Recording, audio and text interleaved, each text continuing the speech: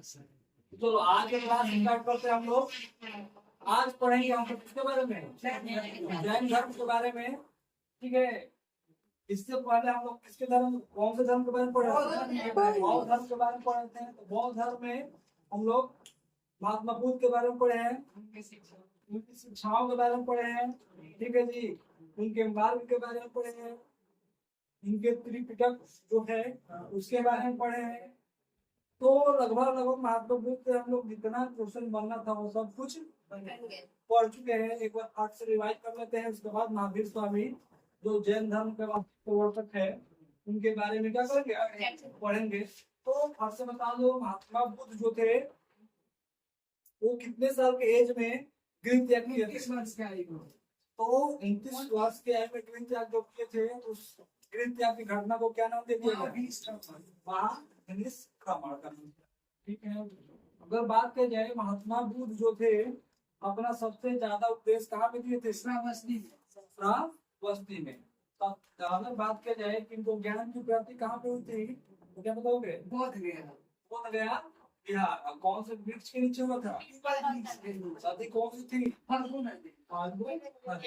4 दिन से एक ही चीज पढ़ रहे हैं और मुझे लग रहा है कि सबको ये चीजें याद हो जाएगा या याद हो गया होगा। ठीक है, अगर बात किया जाए कि महात्मा बुद्ध की शिक्षाएं, तो कितने शिक्षाएं दी हैं? 4।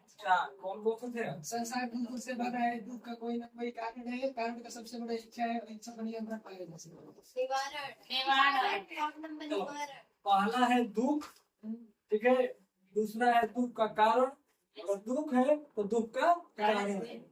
अगर दुख का कारण है तो उसका निवारण ही है। अगर दुख है तो दुख का कारण है, और दुख का कारण है तो उसका निवारण है। उसका निवारण क्या है? अष्टांगिक मार्ग अपनाकर हम लोग दुख को क्या कर सकते हैं? समाधान कर सकते हैं। ठीक है, इसके बाद हम लोगों ने अब पढ़ा था कि महात्मा बुद्ध जो थे, महात्मा बुद्ध जो थे उन्होंने बहुत संगीतें हुई थी। बहुत संगीतें 6 बहुत संगीतें हुई है जो 4 मोस्ट इम्पोर्टेंट है। 4 से क्वेश्चन बहुत बार पूछता है। अगर बात किया जाए पहली बहुत संगीत तो क्या बताओगे? 483। अगर दूसरी पूछा जाए तो 383। तीसरा पूछा जाए तो 255 और चौथा पूछा जाए तो 72। ठीक है, अगर बात किया जाए तो चौथा जो बहुत संगीत हुई थी वो किसने करवाया था? किसने करवाया? कनिष्क ने करवाया। कनिष्क ने करवाया था। कहाँ पे? कौन सा जगह? स्थान नहीं, कुंडलवन कश्मीर। अगर बात किया जाए बौद्ध कौन से बौद्ध संगीति में 2 हिस्सों में बट गया था? 14 बौद्ध संगीति। तो 14 बौद्ध संगीति, उसमें कौन कौन से 2 हिस्से थे? हीनयान और महायान। तो हीनयान क्या मानते थे और महायान क्या मानते थे? हीनयान बौद्ध धर्म को, मतलब बौद्ध धर्म महात्मा बुद्ध को मानते थे, महापुरुष। महायान को ईश्वर मानते थे। जो महायान है, ठीक है, वो बुद्ध को क्या मानते थे? बुद्ध को भगवान यानी ईश्वर मानते थे। और जो हीनयान है वो भगवान बुद्ध के अष्टांगिक मार्ग को ही क्या मानते थे? महापुरुष के रूप में समझते थे कि अष्टांगिक मार्ग अपना कर महात्मा बुद्ध यानी बुद्ध क्या हो गए? महापुरुष हो गए। ठीक है, यहाँ तक हो गया था। अब हम लोग अगर बात किया जाए कि विश्व दुखों से भरा है, क्या है? विश्व दुखों से भरा है, ये किसने कहा था? तो महात्मा बुद्ध ने कहा था ये विश्व दुखों से भरा है। और ये कहाँ से या किस शब्द, मतलब कहाँ से इस को बोला गया विश्व दुखों से भरा है? उपनिषद से। तो ये उपनिषदों से उन्होंने ये कहा था। अगर बात किया जाए कि बौद्ध धर्म में शामिल होने के लिए कितने साल? 15 साल की उम्र चाहिए। बौद्ध धर्म वाले किसको मानते थे? पुनर्जन्म को मानते थे। ठीक है जी, बाकी ये किसी भी चीज को नहीं मानते। बौद्ध का पवित्र त्योहार क्या है? बुद्ध पूर्णिमा।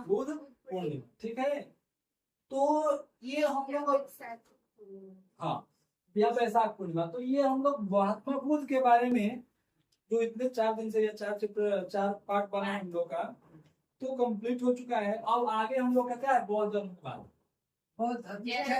जैन धर्म। ठीक है जी। तो अब हम लोग पढ़ेंगे क्या, जैन धर्म। तो लिखो जैन धर्म का प्रवर्तक। जैन धर्म का प्रवर्तक कौन है? तो जैन धर्म का प्रवर्तक है ऋषभदेव। कौन है?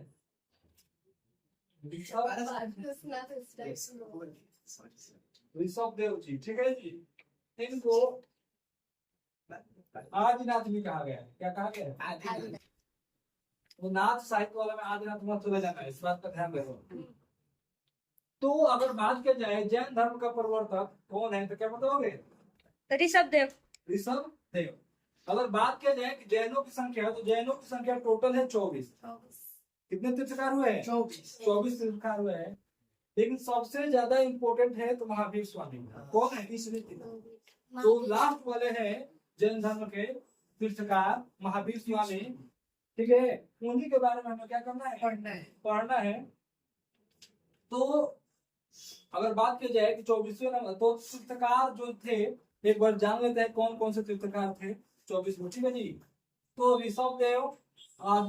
ऋषभदेव, अजितनाथ, संभवनाथ, अभिनंदन, सुंदरीनाथ, पद्मश्री, पशुपनाथ, चंद्र प्रभु, शांतिनाथ, कुलसेदन, शीतलनाथ, क्षम्यनाथ, वासु, पूज्यनाथ, विमलनाथ, अनंतनाथ, धर्मनाथ, कुंतुनाथ, आरसनाथ, मलिकनाथ, मनुष्य, व्रतनाथ, नवीनाथ, नेमीनाथ, पार्श्वनाथ, और लास्ट में हमारा क्या है?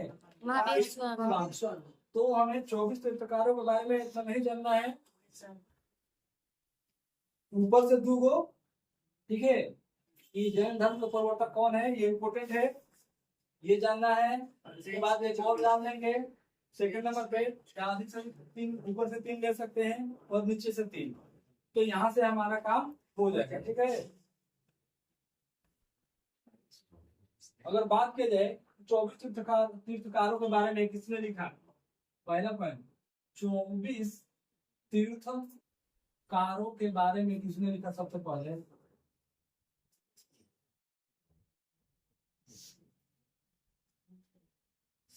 पहले किसने लिखा? वो 24 तीर्थकारों को लिखने वाला प्रथम व्यक्ति कौन था? ठीक है जी। तो वो था भद्रबाहु। उसका नाम क्या था? भद्रबाहु। ठीक है, भद्रबाहु। ठीक है,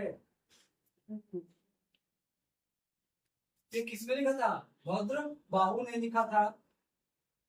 अगर बात की जाए कौन सा पुस्तक में लिखा था, पुस्तक का नाम बताइए। तो कौन से पुस्तक में भद्रबाहु ने 24 तीर्थकारों के बारे में लिखा था? तो उस बुक का नाम है, उस पुस्तक का नाम है कल्पसूत्र। हाँ,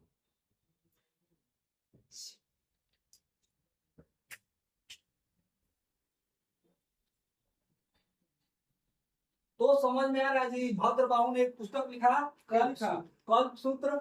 उसी में बताया कि जैनों में 24 को तीर्थकार हुए हैं। ये चीजें समझ में आ रहा है? कुछ डाउट तो नहीं रहा? चलो आगे। अगर बात किया जाए कि जैन धर्म किसके समकालीन थे? बौद्ध। हाँ, ऑप्शन दे रहे हैं, जैन धर्म किसके समकालीन थे?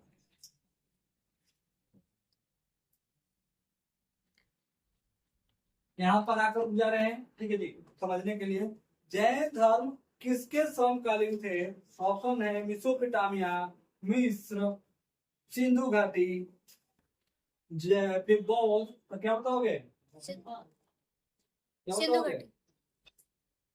क्या बोले?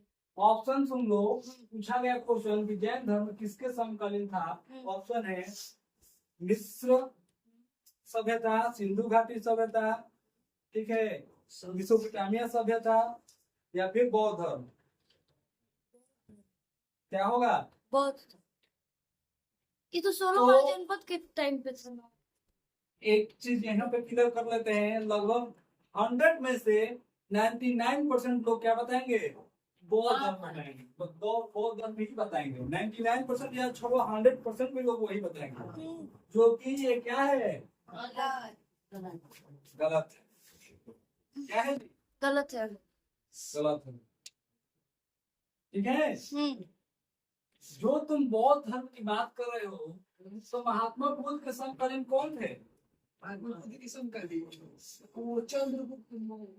महावीर स्वामी थे। कौन थे? अब एनर्जी मिल रहा है, महावीर स्वामी थे। ठीक है, तो एनर्जी ज्यादा दे रहे हो तो क्या कर लो, तो एनर्जी को चलो कंट्रोल करके रखेंगे, बचा कर रखेंगे, आगे काम करेगा ना। बस बहुत हो गया, अब कंट्रोल। जो महावीर स्वामी थे, महात्मा बुद्ध के समकालीन माने जाते हैं, इन्हीं के आसपास में इनका भी जन्म और मृत्यु था। ठीक है, तो ये बोल रहा है ना जी, तो ये महावीर स्वामी जो थे, कितने नंबर के तीर्थकार थे? 24। समझो इस बात के हम कैसे लेकर जा रहे हैं सिंधु घाटी सभ्यता पे। सिंधु घाटी सभ्यता पर कैसे हम लोग पहुंचेंगे, 1 सेकंड नहीं लगेगा, 2 मिनट लगेगा समझाने में। हाँ, सिंधु घाटी सभ्यता ही तीर्थकार थे, तो 24वें तीर्थकार थे। ठीक है जी, तो 24वें से पहले कितने लोग हुए होंगे? 23 को लोग हुए होंगे। ठीक है, थोड़ा सा हम हिंदी पढ़ाते पढ़ाते मैथ में भी आ जाते हैं, इतिहास पढ़ाते पढ़ाते मैथ में हो जाते हैं। ठीक है, कितने हुए होंगे? 23 को हुए होंगे। तो ये बताओ, ये महात्मा बुद्ध थे 563, ये 540 तो माना गया इनका जन्म। ठीक है, तो इनसे पहले 23 को लोग हुए हैं, और 23 को लोग हुए तो उनका कुछ उम्र हुआ होगा। अगर हम मान के चले, अगर 70 साल भी मान ले या 80 साल भी एवरेज मान ले, औसले मान लेते हैं, तो ये हो गया 0, ये हो गया 24, ये हो गया 0, ये हो गया 16, 0 4 8, लगभग 18.5 साल। कितना तो 6 या 540 ईस्वी में इनका जन्म था, महावीर स्वामी का। सिंधु घाटी सभ्यता कब मानी गई है? 2600 के आसपास माना गया है, कहीं पे 2600, कहीं पे 2700, कहीं पे 2500 क्या रहता है। ठीक है, तो क्या करना है जी हमें, अब देखो यहाँ पे कैसे पहुंचेंगे। 2600 बीसी में 1840 है ना जी, तो 1800 लगभग 18.5 साल और पीछे जाएंगे, पीछे जाएंगे कि नहीं जाएंगे? ये एवरेज हम माने 80, ये 80 से ज्यादा भी हो सकता है या फिर कम भी हो सकता है। ठीक है, एक हम समझाने के लिए बता दिए हैं ताकि हम उसके आंकड़े तक पहुंच जाए। ठीक है, तो जब इतना पीछे जाएंगे तो हम लोग आ जाएंगे, कहाँ पे आ जाएंगे? सिंधु घाटी सभ्यता। अरे 1840 से 540 से जोड़ दो, 0 8 13, लगभग 2300 साल। 2300 बीसी में आ गए ना, तो 2300 बीसी में कौन सा सभ्यता चल रहा था? सिंधु घाटी सभ्यता। तो समझ में आया, बौद्ध धर्म नहीं होगा, क्या होगा? सिंधु घाटी सभ्यता। सिंधु घाटी सभ्यता। आज के बाद भक्ति नहीं होना चाहिए, बात का ध्यान रखो। वो कर दिया है एकदम, कैसे वहां तक पहुंच गया था ये नहीं समझ में आएगा ना जी। जैन धर्म किसके समकालीन है? तो हिम्मत कर दिया फट से, बौद्ध गलत हो जाएगा, क्या होगा? सिंधु घाटी सभ्यता।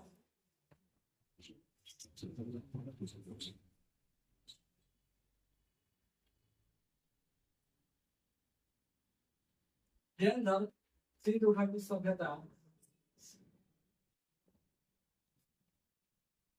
इस पार्टी में से के समकालीन।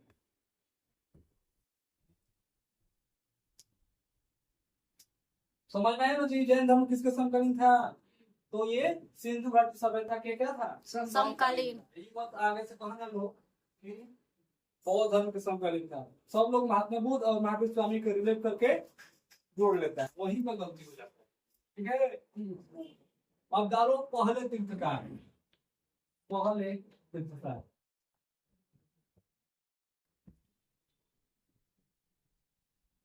पहले नंबर का तीर्थकार कौन है? तो जैन धर्म में पहले तीर्थकार है ऋषभ देव। कौन है? ऋषभ देव।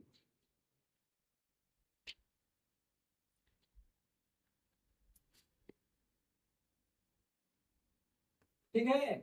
अगर बात की जाए कि इनका जन्म कहाँ पे हुआ था ऋषभ देव का, तो जन्म हुआ है अयोध्या। कहाँ पे हुआ था? अयोध्या। कहाँ पे जन्म हुआ था? अयोध्या में। ठीक है।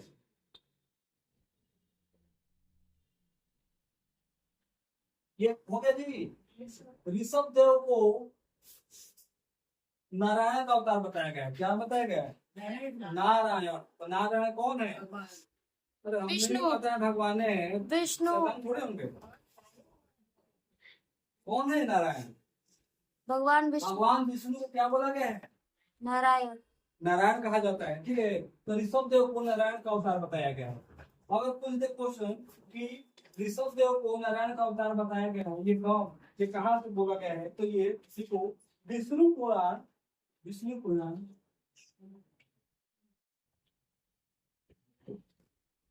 एकदम हायर लेवल वाला है ये सब। ठीक है। तो 12 में तो ये सब नहीं आएगा, इस बात का ध्यान रखना। ये 12 के तुम जाओगे इतिहास का पेपर देंगे तो इतना हायर लेवल का क्वेश्चन नहीं आएगा। ठीक है। ये कंपटीशन वाला एक लाइन में समझ लो, कंपटीशन वाला है। बट हम लोग इस वजह से पढ़ रहे हैं कि हमारे सर्विस में दिया है, आगे चलकर अगर हमें कंपटीशन में तैयारी करना होगा तो यहाँ से बहुत सारी चीजें इधर हो जाएगी। देखो विष्णु पुराण, भगवत पुराण, भगवत पुराण में इनको नारायण का अवतार माना।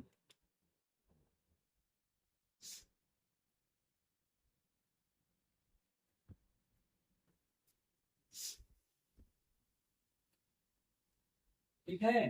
किसको? तो ऋषभ देव जी को। किसको माना गया है? ठीक है।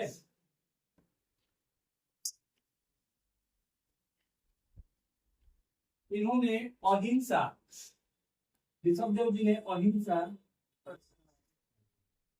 अहिंसा और अपरिग्रह, अपरिग्रह। ठीक है। अहिंसा मतलब क्या होता है? हाँ? लड़ाई झगड़ा करना। क्या होगा? नहीं करना। नहीं करना। गांधी जी किसके पुजारी थे? अहिंसा के, यानी कि लड़ाई झगड़ा नहीं करना। और यही ऋषभ देव जी ने भी कहा है कि लड़ाई झगड़ा नहीं करना चाहिए।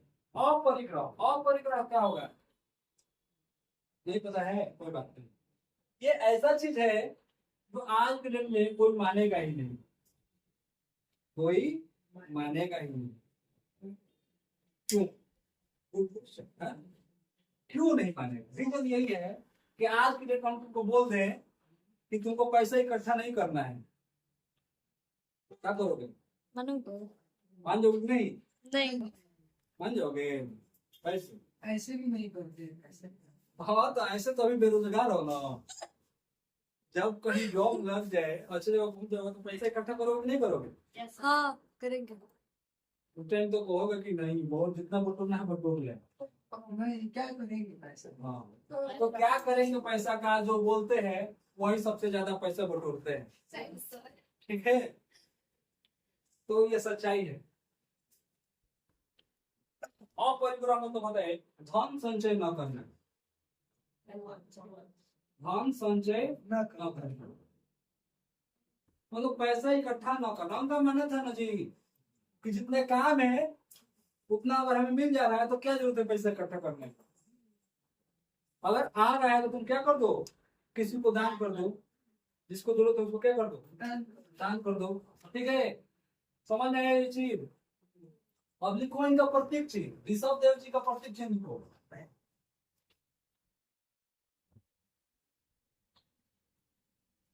इनका प्रतीक चिन्ह लिखो। इनका प्रतीक चिन्ह था बैल, इसको बुल बोलते हैं। बैल, बुल, सांड, जो बोलना है बोल दो। इनका प्रतीक चिन्ह था। ठीक है जी। बहुत मोस्ट इंपॉर्टेंट है। उपनाम पूछता है, उपनाम लोग गलत बता देते हैं। इनका उपनाम बता दो। किसी को पता है उपनाम क्या होता है? ऋषभ देव का उपनाम क्या है? नहीं पता है, कोई बात नहीं, आज के बाद पता चल जाएगा। देखो, केसरिया देव। क्या हो गया? नाम नहीं सुने हो केसरिया देव? केसरिया देव, ठीक है। सर ये अपने तिरंगा में भी है केसरिया का। रंग भी है। ये रंग नहीं है, केसरिया रंग नहीं है, ये देव है, ठीक है। इस बात का याद रहे। केसरिया देव, आदिनाथ, ये सब इनका क्या था? उपनाम था, ठीक है।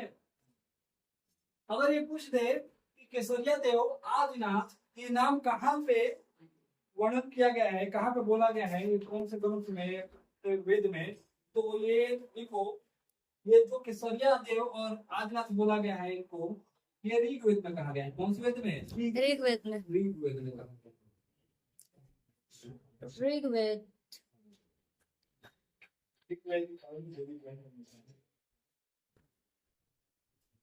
तो समझ में आ रहा है इनसे क्वेश्चन कैसे बन सकता है ऋषभ देव जी से? ऋषभ देव जी से पहला क्वेश्चन बनेगा, जैन धर्म का प्रवर्तक कौन है? ऋषभ देव। इनको क्या नाम से जाना जाता है? आदिनाथ, केसरिया देव, ठीक है। ये कहाँ पे बोला गया है? कौन? तो ऋग्वेद में कहा गया। इनका प्रतीक चिन्ह क्या है? फूल है। ठीक है, चलो। 24 तीर्थकारों में सबसे पहले जो बात किया था कि 24 तीर्थकार हैं, उस व्यक्ति का नाम तो भद्रबाहु है। और बात किया जाए उसने कौन से पुस्तक में इसका जिक्र किया गया था, तो कल्प सूत्र पुस्तक में क्या है इसका जिक्र? जैन धर्म सिंधु घाटी सभ्यता का क्या था? समकालीन था। पहले तीर्थकार ऋषभ देव जी थे। इनका जन्म हुआ है अयोध्या में। इनको भगवान नारायण का अवतार माना गया है। इस बात में कहाँ पे कहा गया है, तो विष्णु पुराण और भगवत पुराण में कहा गया है। यहाँ तक चीज क्लियर हुआ? Yes sir. इनके पुत्र का नाम था, मिटा दे थोड़ा सा, मिटाते हैं थोड़ा। ऋषभ देव। ऋषभ देव के बारे में पढ़ रहे हैं ना, तो ऋषभ देव के ही पुत्र होंगे।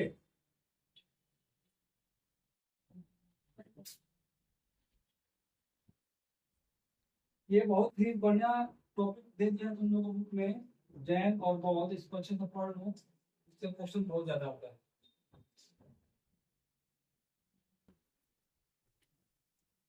तो ऋषभ देव जी के पुत्र का नाम है, देखो इनके पुत्रों का नाम, इनके दो पुत्र हैं। पहला भारत और दूसरा तो तुम लोग एकदम फेवरेट है। कौन कौन है जी बाहुबली देखने वाला? सब कोई बाहुबली देखा होगा, देखिए। देखो ना, तो वही है। देखो, महाबली बाहुबली। महाबली नाम नहीं है, ये उपाधि है। बाहुबली क्योंकि वो इतना शक्तिशाली था, उसको क्या नाम दे दिया गया? बाहुबली। महाबली क्या नाम दे दिया गया? भारत है, भारत। देखो, बाहुबली की मूर्ति है। अगर कोई मूवी देखा होगा, हाँ। तो उसमें दिखाया जाता है बाहुबली की मूर्ति। कहाँ पे है, कौन बताएगा? आप देख रहे हैं, असली पहचान होगा तुमको। कितना मूवी देखते हो आप? देखते हो तो खाली क्या एक्शन देखते हैं। एक्शन के लिए देखते हो, कॉमेडी के लिए देखते हो, वहां से ज्ञान लेने के लिए देखते हो कि नहीं? अब पता चलेगा। बताओ, जो बाहुबली की मूर्ति है कहाँ पे स्थित है? कौन से राज्य में, भारत के कौन से राज्य में स्थित है? झारखंड।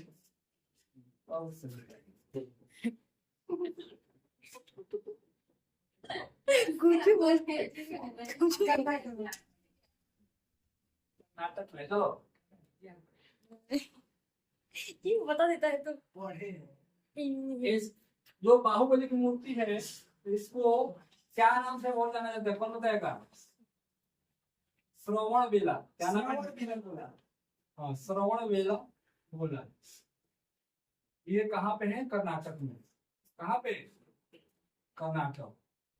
तो झारखंड नहीं है, क्या होगा? कर्नाटक।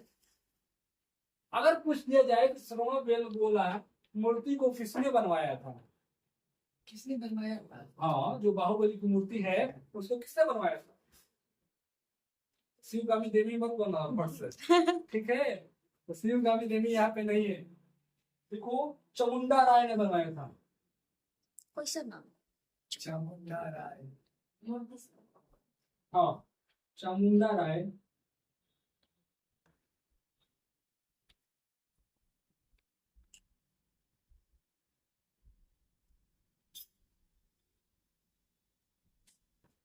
यानी जो बाहुबली की मूर्ति है उसको किसने बनवाया था जी?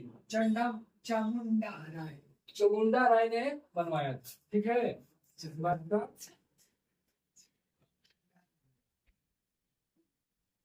चंडाल में मत जा, अभी थोड़ा सा पीछे ही रहो।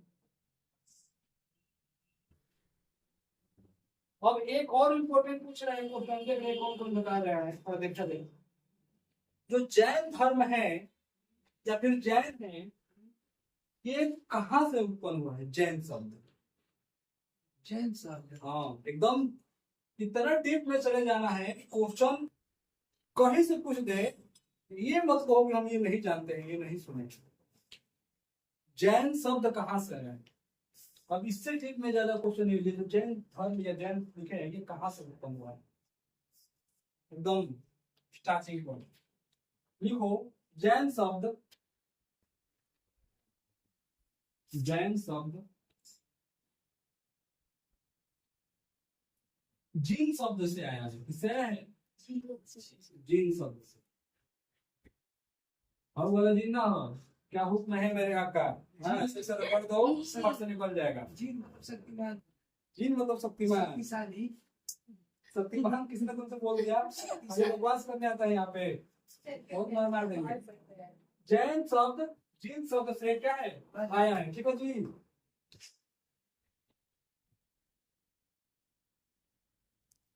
जिसका अर्थ, जिसका अर्थ एक विजेता है। जिसका अर्थ है विजेता, क्या है? विजेता मतलब जीतने वाला, ठीक है? यहाँ तक क्लियर हुआ? समझ में आया ना जैन शब्द कहाँ से आया है? इसको मिटा दे। चलो अगला डालो, दूसरे अगला हिंदी डालो, दूसरे तीर्थकार। पहले के बारे में बता चुके हैं। पहले तीर्थकार थे ऋषभ देव, दूसरे तीर्थकार कौन है? हाँ, लिखो दूसरे तीर्थकार।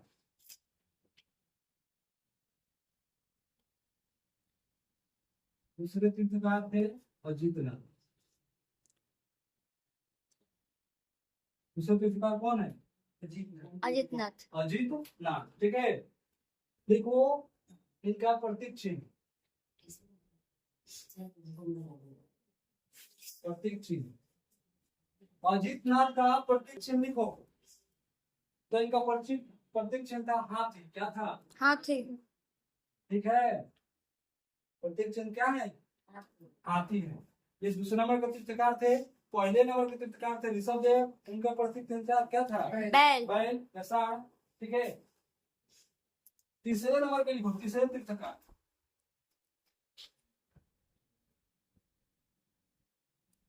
तीसरे नंबर के तीर्थकार को लिखो। तीसरे नंबर के तीर्थकार थे संभवनाथ। क्या है? संभवनाथ, ठीक है जी? इनका प्रतीक चिन्ह है घोड़ा। इनका प्रतीक चिन्ह क्या है? घोड़ा।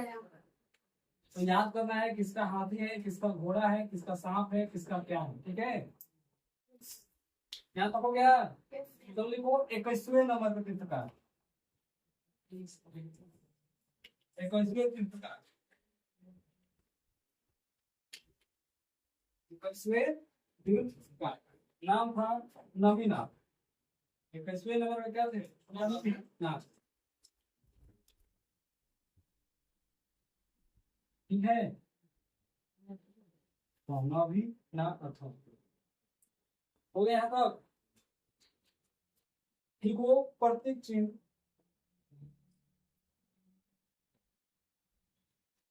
प्रतीक चिन्ह को इनका नील कमल। कमल कैसा है? नीला। नीला कौन सा समास है?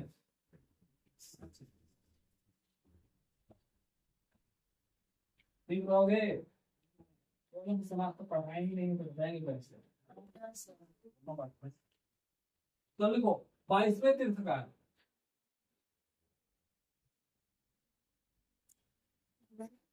22वें तीर्थकार लिखो। 22वें तीर्थकार थे। 22वें तीर्थकार को लिखो नेमिनाथ। नेमिनाथ, ठीक है, नेमिनाथ, ठीक है जी। इनका प्रतीक चिन्ह था शंख। इनका प्रतीक चिन्ह क्या था? शंख। शंख। चलो तो 23वें तीर्थकार। हाँ, पार्श्वनाथ उसको बोला जाता है। तीर्थकार कौन थे? पार्श्वनाथ या पारसनाथ, इस बात का ध्यान रखें। इनको पारसनाथ भी कहा जाता है और पार्श्वनाथ भी कहा जाता है, ठीक है। इनका प्रतीक चिन्ह था उन लोगों का फेवरेट, भांग का फेवरेट डिश क्या है? सांप। सांप। तो इनका भी प्रतीक चिन्ह वही था, सांप, ठीक है। हो गया तो